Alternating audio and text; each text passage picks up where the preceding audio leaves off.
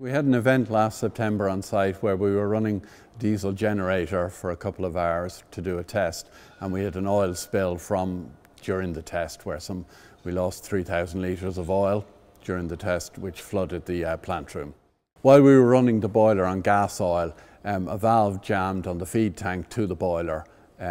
The feed tank overflowed and spilt about 3,000 litres of oil all around the boiler house area. One of our operatives noticed the spill. He alerted the team to tell us that we had a spill of oil in the generator room. We went down to the boiler house, we shut off the main feeds to the oil tanks and then we set about containing the oil in the boiler house so that it didn't get out to the drains and any of the water courses outside the boiler house.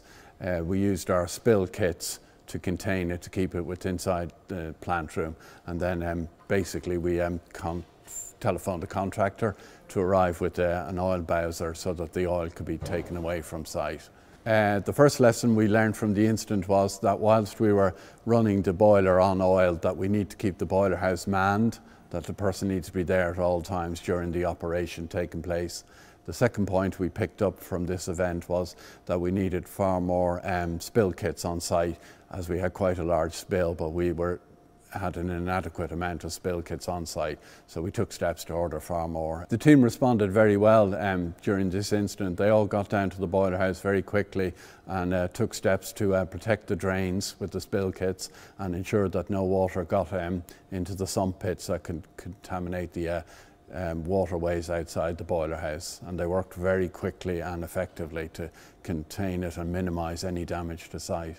Once the event had been contained and the contractor left site with the bowser, we had a quick meeting in an adjacent plant room just to discuss the events, what had happened, and I thanked the team for their quick response and everybody for taking part to minimise this oil spill. And then we had a look at what could be done better in the future to stop this happening again, and one of the team members suggested that we need to keep the boiler house manned when we're running the boiler on oil to catch any event like this, and that we need more automation on site to ensure that the valve couldn't fail again.